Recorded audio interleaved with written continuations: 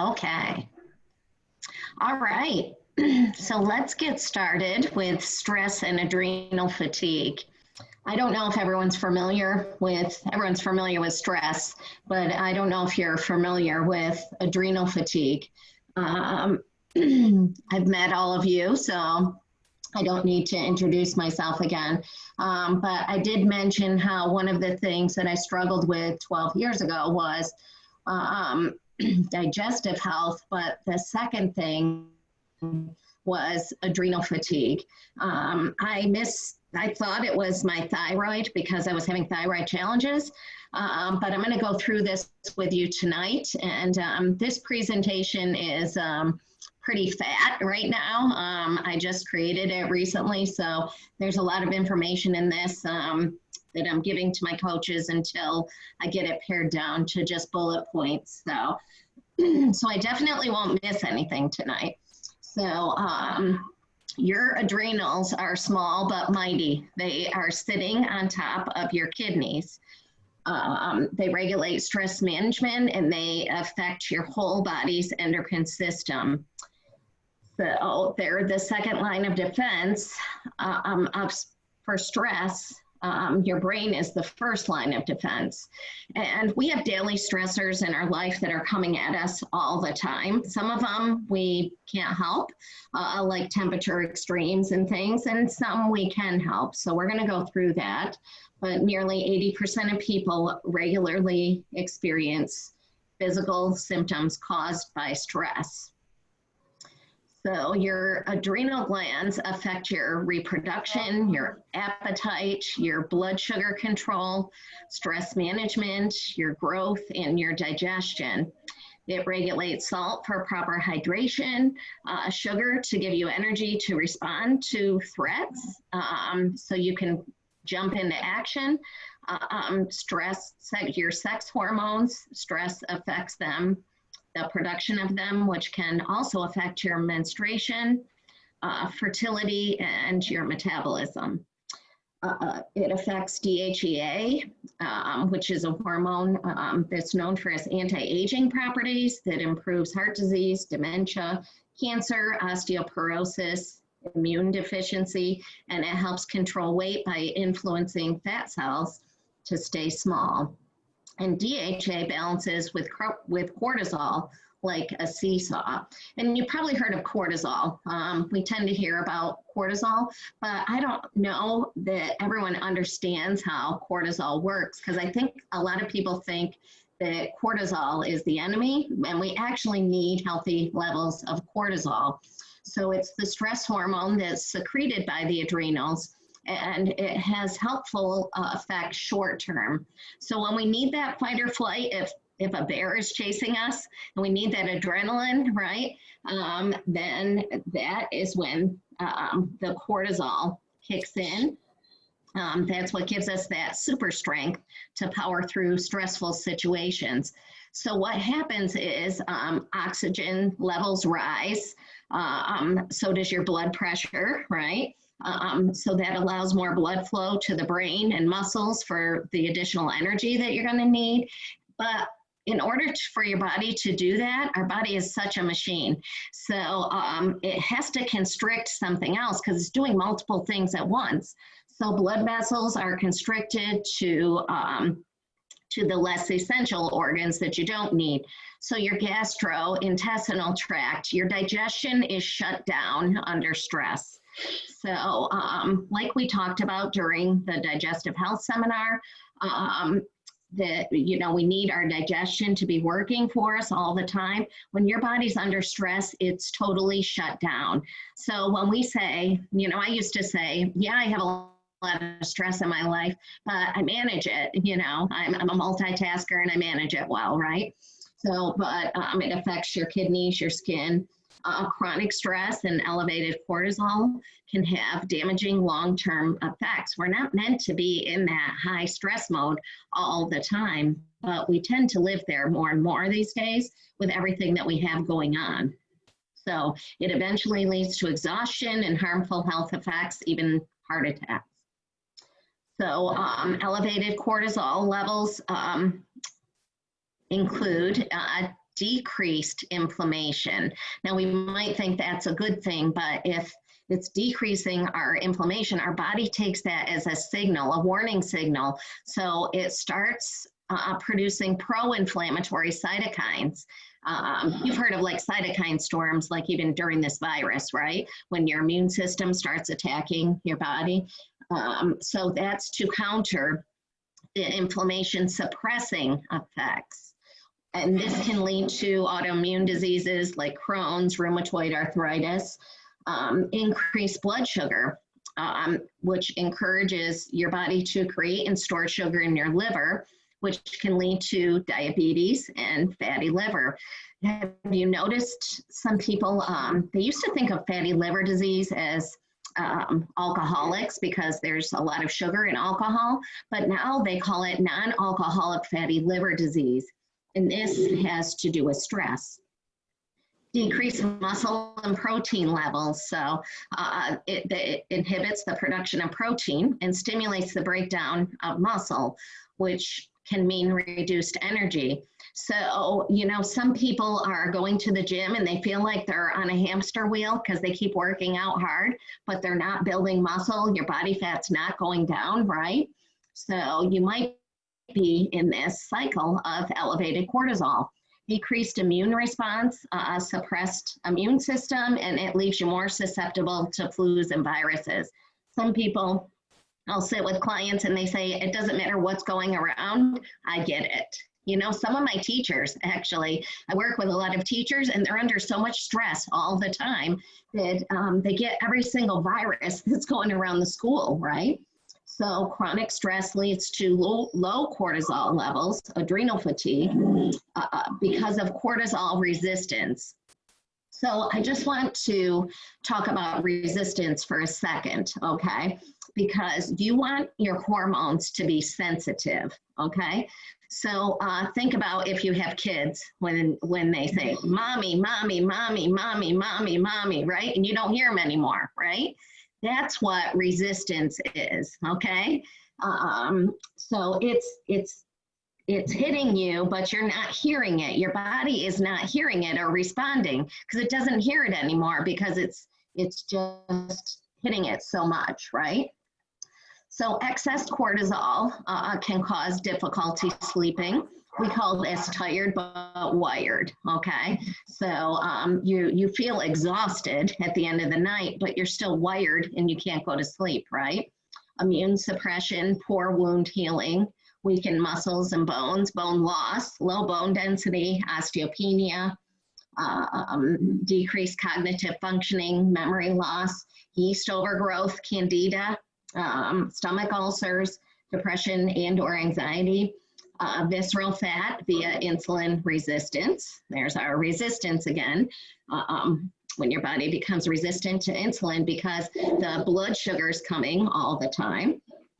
Diabetes, this causes diabetes, and this causes an apple shape to form. So fat cells around the waistline and all these hormones that we talk about, insulin, leptin, ghrelin, I'm going to talk about a little bit, touch on later.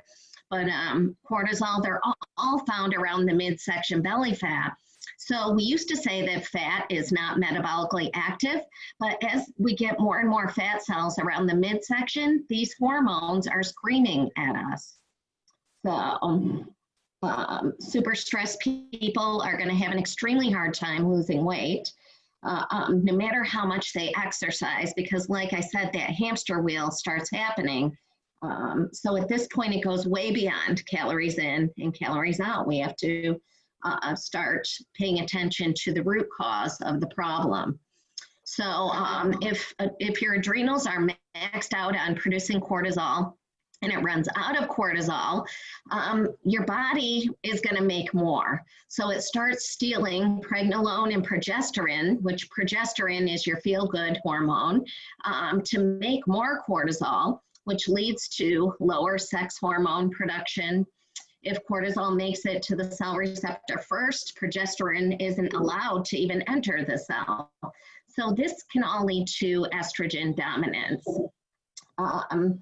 You know, I wish I knew about all this when I was younger because you know, this symptom, PMS, is a symptom. I didn't know that PMS is not normal to have. You know, we think we're taught, like, you know, people say, oh, I have the curse or whatever.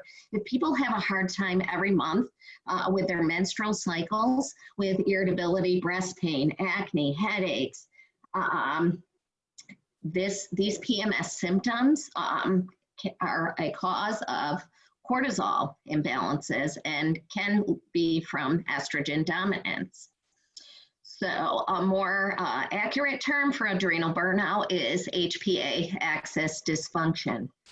So stress causes a signal malfunction called glucocorticoid receptor resistance. There's our resistance word again, right? So your cortisol stays high, but your body is resistant. So your adrenals will no longer respond to the ACTH hormone that's releasing the cortisol. Cortisol keeps getting released, but it's broken down too quickly because the body's working so hard to keep up, causing either cortisol to remain too high or cortisol will go low in the morning and high at night.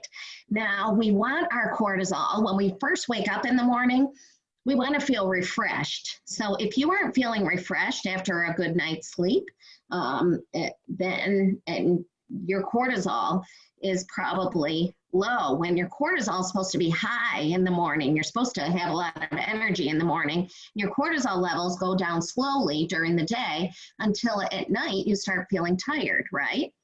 That's a normal cycle of cortisol. But what happens is your cortisol's low in the morning and then high at night. So that's where you feel wired at night. So we just have to get that cortisol back in balance. So the communication breakdown, you know, again, this is about the brain communicating with your body. It causes primary functions like digestion, reproduction, growth, and rest to shut down, and it leads to constant high blood sugar for energy. So this constant high blood sugar can lead to diabetes. So HPA axis dysfunction symptoms, anxiety and or depression, blood pressure issues, brain fog, confusion, forgetfulness, difficulty concentrating. You know, I had this at a young age in my 30s. I was like, I'm too young to be walking into a room and forgetting what I'm there for, right? Dizziness, dry skin, which is also a sign of thyroid challenges, fatigue, immune system compromised, increased infection, poor muscle tone, increased abdominal fat and appetite, cravings, low sex drive, thyroid dysfunction, sleep problems, wound healing, poor blood sugar control and circulation, and impaired learning and memory. So don't you think this is something we really need to get in check because it affects so many things? So this is something I wanted you to understand as well, having to do with the thyroid, because I was going to the doctor and telling them, because everything I was reading was leading me back to thyroid challenges because I was exhausted and I had no energy and I had osteopenia. So chronic high cortisol lowers the production of your thyroid stimulating hormones, which decreases your T3 activation and increases reverse T3. Your reverse T3 that's being increased, it's an inactive form of thyroid. So it doesn't give you the energy like regular thyroid, but what will happen is you might go to the doctor and ask for them to test your thyroid and your numbers can come back normal. And this is what happened to me for 4 years. I kept saying something must be wrong with my thyroid because I'm exhausted, I'm getting sick all the time. And but they never checked my reverse T3 levels. They were only doing a normal thyroid panel. So I teach my clients what tests to ask for when you go to the doctors or if you get as far as an endocrinologist. So Low cortisol levels can impact your body, causing fatigue, depression, fibromyalgia, hypothyroidism, and increased susceptibility to autoimmune and inflammatory diseases like rheumatoid arthritis, lupus. I can go on all day about autoimmune diseases. This can be caused abruptly, stopping the use of steroids, which some people use for allergies, or when someone quits smoking because your adrenals are being falsely stimulated by steroids or nicotine, so they'll get lazy. And so that's why a lot of people, when they quit smoking, will tend to gain weight. That's because their adrenals are sluggish and they need support to start working again on their own because they're not used to having to work hard because nicotine is coming into their body all the time. So I don't want to hinder people from quitting smoking because they need to quit smoking, right? So, but there's a reason why things happen. So if we can get that support in there for them, because we know what's going to happen and that their adrenals are going to crash a little bit, and everyone's different how they respond to things, right? So the impact of stress on your brain health is that your brain is designed to respond to stress to protect you. And remember, that's your first line of defense. So the limbic system contains the highest number of cortisol receptors, and that deals with your emotions. So you can get mood swings when you have cortisol imbalances. And it also affects your ability to create new memories. So childhood trauma or ongoing stress as an adult affects your brain stem cells. But the brain has neuroplasticity. So it can modify its own structure and function when it perceives changes, and chronic stress can decrease neuroplasticity, but there's ways to improve and build new neural pathways while you still have it. I just partnered with a brain mapping therapist who does neurofeedback and biofeedback. So that would be one way. But there's natural ways that you can preserve and improve your brain neuroplasticity. So we need to reduce that stress. And I know this is easier said than done because if we don't pay attention to it, you know, it's never going to stop because we say, oh, once I get done with this project, right, then I'll have more time. Or once I get here, then I'll have more. It never happens. So just like everything else in our life, we have to schedule it in, right? So mindful-based stress reduction has profound impacts on the brain. There's a lot of great apps you can get on your phone, meditation apps to just do 10 minutes of meditation a day, learn new skills, teaches it to handle change and create more flexible pathways, explore new hobbies, because your brain gets stuck in a rut. And, you know, I was listening to a motivational speaker, and they talked about how as you get older, how time goes, it seems to go by so much more quickly, right? But that has to do with because we take the same route to work every day, right? Back and forth. So unless you have an accident or something on your way to work, you block that out, that block of time that you go to work because you're doing it without thinking. So this is where, you know, taking a new route, go on a walk and experiment with different routes. That can be dangerous for me because I have no sense of direction. So that might cause more stress for me, but this is the great part, you know, physical activity and your boot camp sessions, because you don't know what you're walking into every day. So so your brain has to work when you go in. You're not walking into a gym, right, and just doing the same machines or things, right? So your body has to adapt and your brain has to adapt. So that's why our HIIT workouts, training sessions are so good for your brain as well as your body. Social interaction, meeting new people. I sent Mandy an adrenal health protocol. You can ask her for that if you haven't gotten this. but I'm going to go through it with you. So the first thing in phase 1 of adrenal health protocol is to clean up your diet. The great part about this is you guys are already doing all of these things. So if a lot of these things that I've been speaking about resonates with you, just remember that it takes a long time for your body to heal. This doesn't happen overnight. It takes years for things to happen as far as health challenges. So it takes time. I always say a minimum of 12 weeks.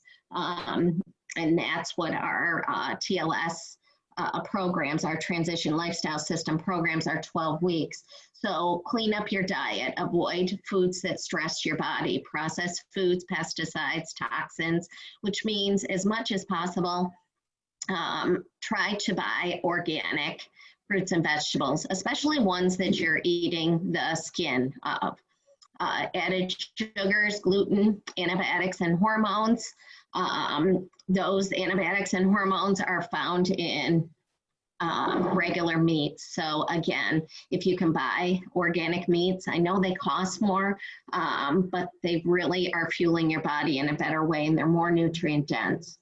So eat regular meals. So again, when you see this is what we're doing with your program to stabilize insulin levels, but it's the same to help stabilize your cortisol levels. So eat within an hour of waking, space your meals every 3 to 4 hours until your blood sugars are stabilized, because your insulin is connected to your cortisol, which is connected to your thyroid. Everything's connected.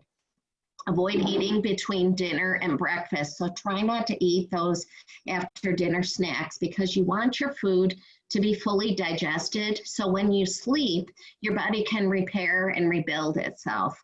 So drink half your body weight in ounces of water, but drink in between your meals, not with your meals, unless you're drinking like your digestive enzymes to help break the meal down. So include high quality proteins, fats, and fiber. And your fiber is your unrefined carbs, your vegetables, and fruits. So these are going to support your adrenals on a cellular level. Include lots of omega-3s so your brain can cope with stress. The EPAs are anti-inflammatory, and the DHA is used as a structural component for your brain. Your brain is made of 80% fat. So widely colored diet, sea vegetables, bone broth is great. I put a little sad face in here because we need to crowd out some of our favorite things, which alcohol and caffeine can be some of people's favorite things. Because caffeine and alcohol cause that energy roller coaster. So it causes mild to moderate dehydration, which is a physical stressor. Caffeine artificially stimulates your adrenals.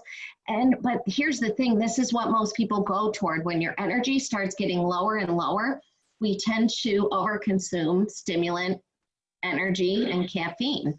So instead of eating more food and nutrients and getting more natural energy in your body, like working out, gives you more natural energy.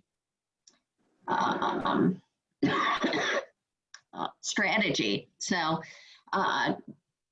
try using half decaf. Try some Dandy Blend tea. My sister actually used this for her adrenal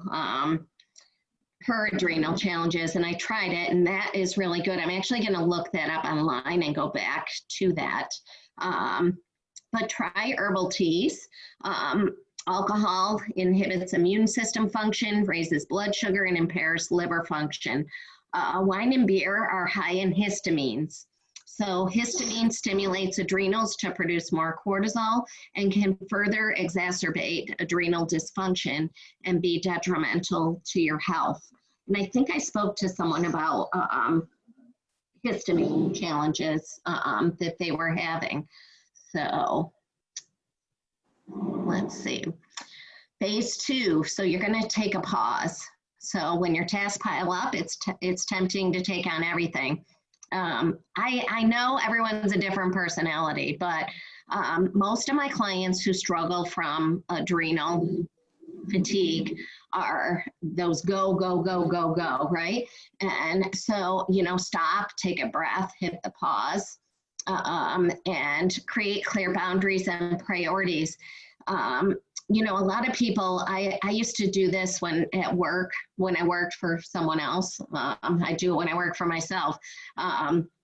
Just, going all the time and not taking a break and thinking I'll just take a break when I'm done.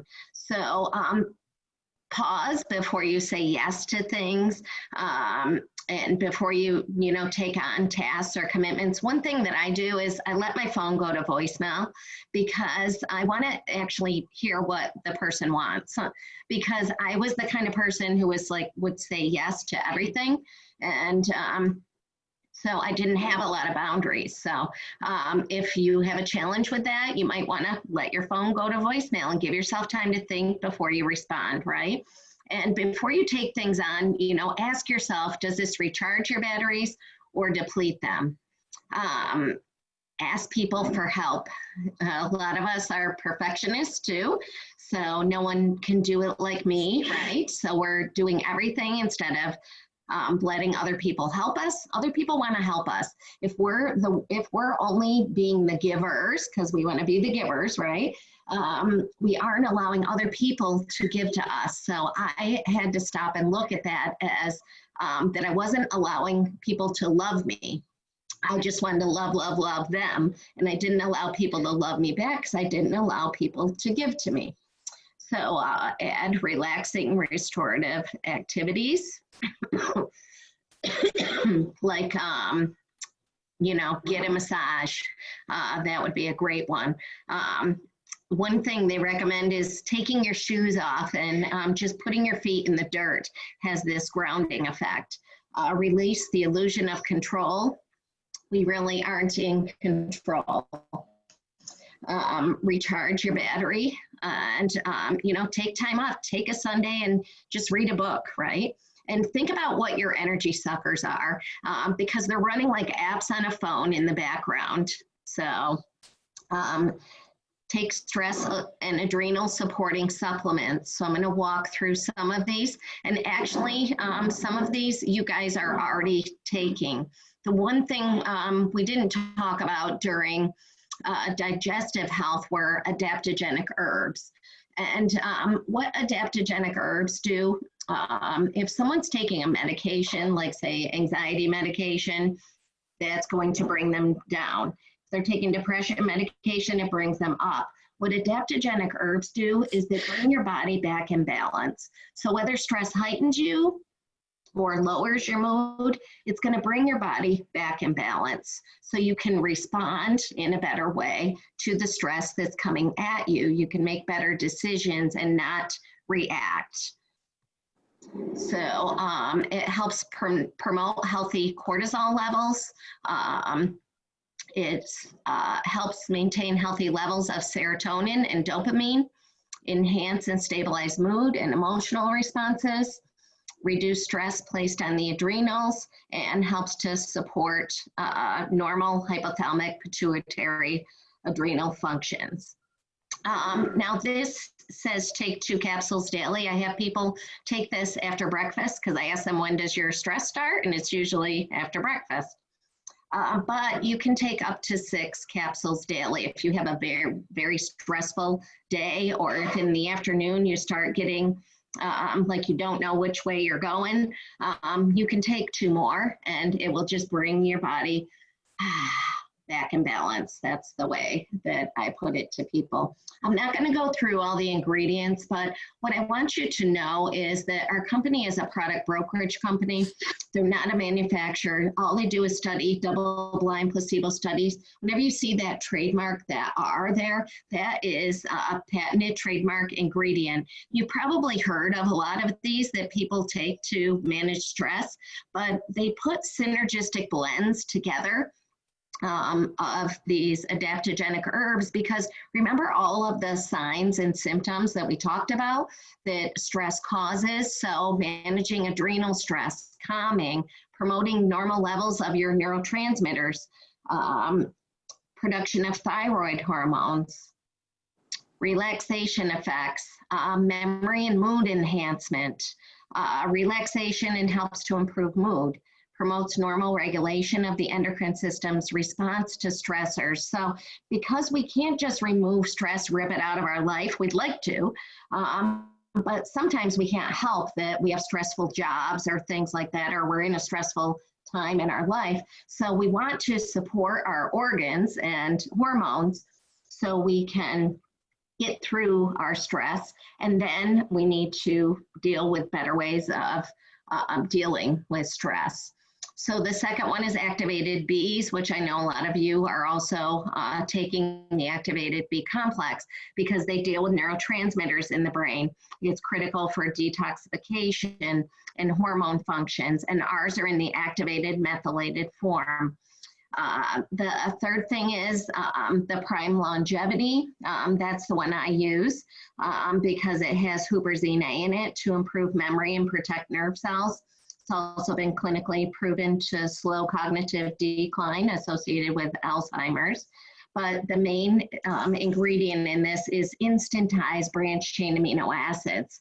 So if you feel like when you're working out and you're breaking down your muscle and you're sore for too long, I always tell my clients, if you're still sore after 48 hours, then your body is we're supposed to break it down, but it's supposed to rebuild stronger, break it down, rebuild. But if you stay sore too long, then it's just going to wear your muscles down, and you might need some branched chain amino acids to fuel your muscle because it's the building block for protein to build muscle. And because stress puts us in that state of muscle deterioration, muscle wasting, branched chain amino acids are key. We also have a peak performance blend that has those instantized along with the Bs and pycnogenol because exercise causes inflammation, so it has pycnogenol.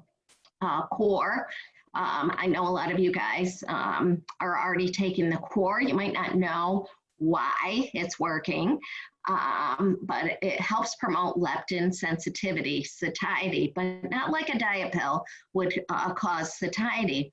Leptin and ghrelin are the fat cells that sit around your midsection belly fat. They're the ones that are telling you whether to be hungry or full. So what happens is if people skip breakfast for months, right, all of a sudden you don't feel hungry for breakfast when you should feel hungry for breakfast, just like your cortisol should be high in the morning and low at night, right? But if you're hungry all the time and we think we're an out of control person, usually it has to do with our leptin and ghrelin hormones. Ghrelin, I call it a gremlin, is turned on all the time saying, feed me, feed me, feed me. So that is why we need to balance your leptin ghrelin hormones. The chromium is going to help stabilize insulin levels along with the bitter melon. So, and I just wanted to let you know with the core, because a lot of people are like, well, I took it for a month and it didn't do anything. Well, this is an 8-week double-blind placebo study. Like I said, your body doesn't get to where it is overnight. And so it takes a while because this isn't a diet pill. This is about helping to rebalance your hormones. So, but I'd like to show the blood test that was done along with the Leptocore study because it helped to reduce total cholesterol up to 18%.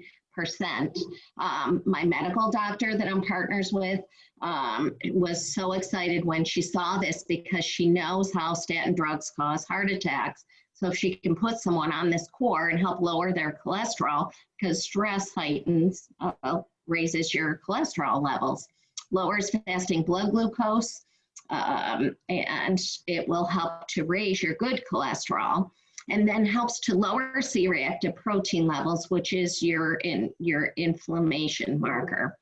And it also helps to raise your serum serotonin levels, which is your feel good, and lower your leptin levels. The women's health essentials we talked about during the digestive health.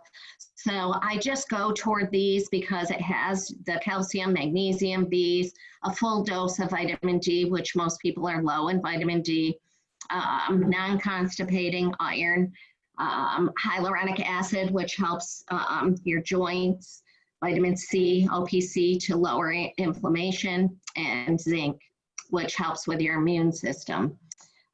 So these are just all the benefits of the women's health. Helps maintain healthy collagen production. You have your own collagen production, so that needs to be stimulated. A lot of people take collagen separately. We have a great collagen product as well. Omega-3s are one of those supplements that if you can't make it in your body, you got to take it. And like I said, your brain is made of 80% fat, but it helps to lower inflammation, lubricates your joints, lubricates your colon. Also a sign of low omega-3s is dry eyes. If you have to use an eyedropper to lubricate your eyes, if they're dry all the time, it's low omega-3s. Our meal replacement shakes, which I should have put in the slide of the pumpkin spice shakes, are available now to be ordered, pre-ordered. They just came out with those for the first time ever. So, but you know, getting your 19 grams of protein, 10 grams of fiber, because I know that a lot of people aren't used to eating 5 to 6 meals a day. So, and that's it, girls. So, sorry, I meant to change out that last slide. It's not for you. But so does anyone have any questions on your adrenals? No? You covered it pretty good, Corinne. I did have a question. I couldn't find my unmute button. I'm sorry. Okay. You probably don't remember because you talked to a million people. I had an adrenal gland removed 2 years ago, I think. 2 or 3 years ago, not too long ago. Would that product be okay for someone whose body may not be producing as much? Yes. They said that the other one I had was functioning properly, but I didn't know if it would hurt to take something if I'm already missing one. Yes, for sure. And you know what? A lot of people ask me that about thyroid because they might have had their thyroid removed. So it's the same thing. It's going to support that, you know, you have one adrenal left, you know. It's going to support your adrenals. It's going to support your thyroid. It's going to support your insulin levels. So, you know, keeping things as stabilized as possible is key for you, Tori, because you're down one. I mean, you can live without it, but you want to keep, you know, support your hormones as much as possible so they don't have to work so hard, right? So, and especially, you know, you probably have stress in your life too. So, so just, and you know what I love about the Axe product is that you feel a difference right away. It's one of those products that works right away and you feel right away. Are you taking the Axe, Tori? I am not. Okay. I'm taking the B activated vitamins. Okay. That's why I was All right. watching the list you had it there, and I'm taking the women's essentials, but I'm not taking the Axe. So I'm not taking the core. Yeah, yeah. Well, so sometimes what I do with people, if they have a combination of adrenal fatigue, possibly, or thyroid challenges, and the digestive side, which most people do because they go hand in hand, as you saw in the presentation, I usually have them take the digestive enzymes with meals and then take the Axe once or twice a day if they need it. Instead of the core in the beginning, and only have them use the core if they're going out and having a, you know, a planned cheat meal or something. Okay. Just, And I'm taking the enzymes too, so. yeah, yeah. So, so the Axe, you know, might be a good addition. You know what I tell people, just try something for 30 days and see how you feel, because the axe is something you would notice right away. Like actually with my mother, when she actually got down to her last 5 pounds, and she just couldn't get to where, you know, she wanted to be. And when she added the axe, that took her there, which she is a high stress person anyway. But so, you know, just try different things and see how you feel. Try that out. So, and I mean, because now, how long has it been on your protocol? I can't remember. Was it 2 weeks ago that we started everything, or has it been longer? It's been about a month. Okay. All right. So that would be a good timing to introduce a new product when you've been taking some for a month. Because sometimes if we put them all in at once, which I do with some people sometimes, but then you can really tell what the new product, because now you're at this, you know, your food is, you know, pretty set, and so you know how you feel. Okay, I'll give it a try. Thank you. Yeah. Okay. Well, I guess we're all set, girls. So you guys have a great night, and just reach out if you need anything. Thanks, Karen. Okay, thank you. Bye. Thanks, Corinne. Okay. Thank you. Mhm. Bye-bye. Bye. Bye, Casey. Bye.